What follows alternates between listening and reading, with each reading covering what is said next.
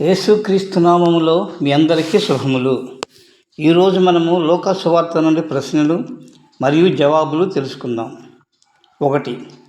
ఒకసారి యేసు తన శిష్యులు తన దగ్గర ఉన్నప్పుడు యేసు తన శిష్యులను ఏమి అడిగారు?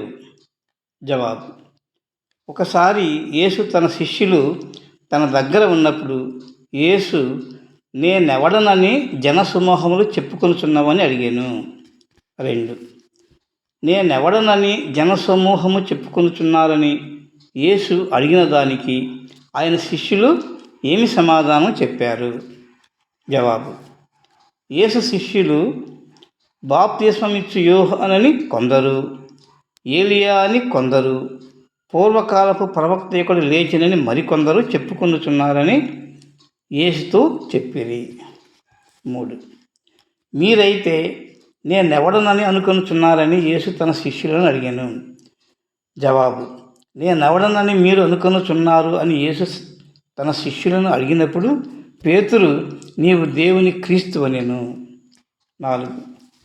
పేతురు నీవు క్రీస్తువి అన్నప్పుడు యేసు ఏమన్నారు? జవాబు: నీవు క్రీస్తువి అని పేతురు అన్నప్పుడు యేసు ఇది ఎవరితోనూ చెప్పవద్దని ఖండితముగా ఆజ్ఞాపించెను. 5.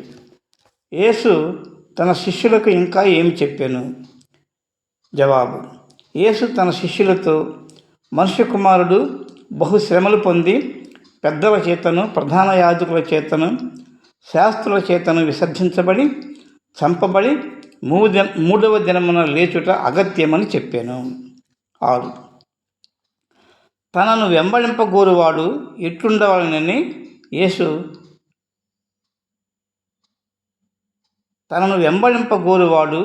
ఎట్లు వెంబడింపబడనని యేసు తన శిష్యులతో చెప్పాను. జవాబు: తనను వెంబడింపగోరువాడు తన్ను తాను ఉపేక్షించుకొని ప్రతిదినము సిలువను ఎత్తుకొని నన్ను వెంబడింపవలనని యేసు చెప్పాను. 7. నా నిమిత్తము తన ప్రాణము రక్షించుకొని గోరువానికి ఏమి జరిగినని యేసు చెప్పాను.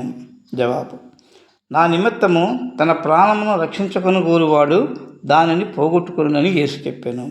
8. నా నిమిత్తము తన ప్రాణము పోగొట్టుకుని వానికి ఏం జరిగినని యేసు చెప్పాను. జవాబు: నా నిమిత్తము తన ప్రాణమును పోగొట్టుకుని వాడు దానిని అనగా తన ప్రాణమును రక్షించుకునని చెప్పాను.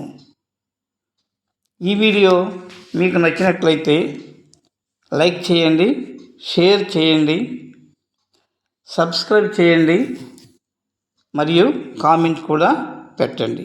Thank you.